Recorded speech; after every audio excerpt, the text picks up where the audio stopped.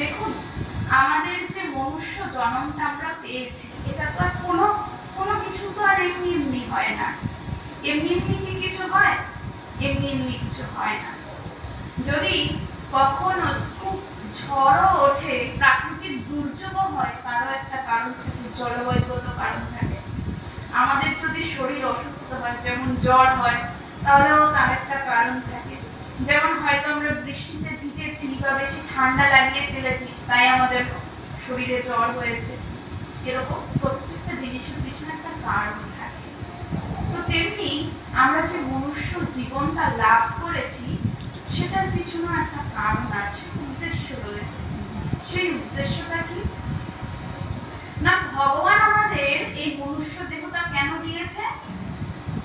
এই যে আমরা যত কিছু দেখছি, আমার এই দেহটার সঙ্গে সম্পর্কিত স্ত্রী, পুরুষ বা স্বামী, সন্তান, অথবা কেউ দাদু, কেউ ঠাম্মা, কেউ মাসি, কেউ পিসি, কেউ মামা, কাকা, বাবা, মা, আমরা কত, আমাদের আমরা একজন অথচ কত রূপ ধারণ করে রয়েছে একটা পরিবারে, তাই না?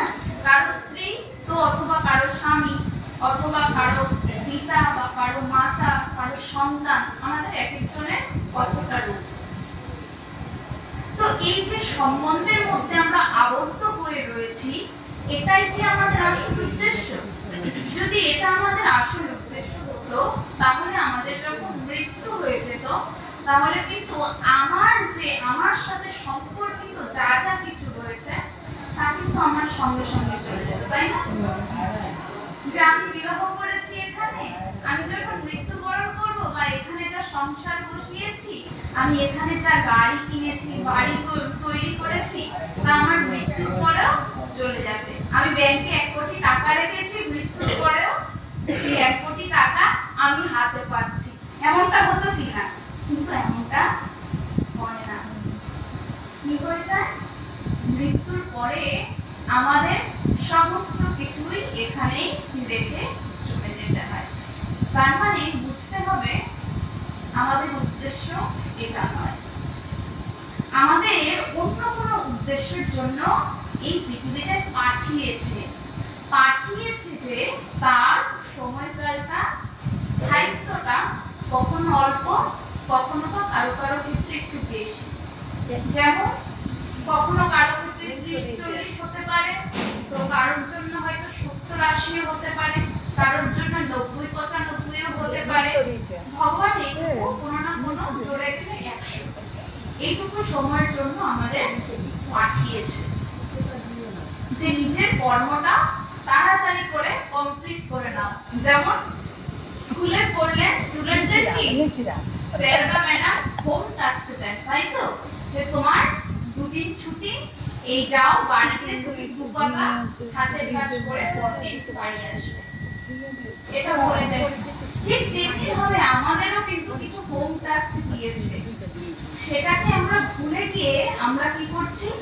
আমরা ওই যে ছুটি পেয়েছি, ছুটিতে এসে আমরা খেলা জুড়ে দিয়ে বসে আছি, নানা রকম খেলায় নিজের মনকে নিয়োজিত করে ফেলেছি, আর আমাদের উদ্দেশ্যটা যে কি সেটা ভুলে গেছি।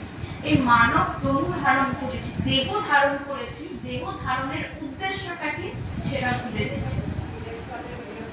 তো তার জন্যই কি রয়েছে আমাদের? সেই উদ্দেশ্যগুলিকে বারবার আমাদের মধ্যে জাগ্রত করে দেওয়ার জন্য আমাদের শাস্ত্র রয়েছে, সাধু সঙ্গ রয়েছে, যার মাধ্যমে কি হবে? আমাদের যে আত্মতত্ত্ব বোধ, আমরা কে, আমরা কোথা থেকে এসেছি, আমাদের কি করা কর্তব্য এবং কি করব, কোথায় যাব, সেগুলো জানবার জন্য আমাদের শাস্ত্র অধ্যয়ন করতে হবে। যেমন শ্রীমদ্ ভাগবত গীতা শ্রবণ করতে হবে, শ্রীমদ্ ভাগবতম শ্রবণ করতে হবে, সাধু সঙ্গ করতে হবে, হরিনাম সংকীর্তন করতে হবে।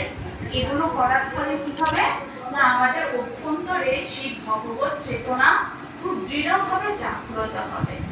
জাগ্রত হলে আমরা একদিন আমাদের লক্ষ্যে গিয়ে পৌঁছতে পারব।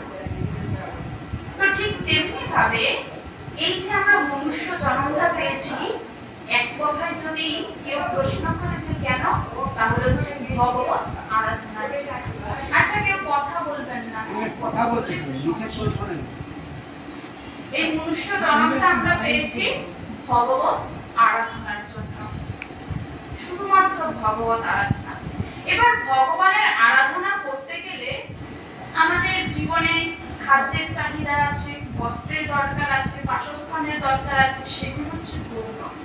তাতেও যেন কোনো অসুবিধা না হয়, তাই ভগবান আমাদের জন্য দেখুন কত কৃপাময় হয়ে কত কিছু আমাদের দিয়ে রেখেছে আমাদের সুখের জন্য, তাই তো?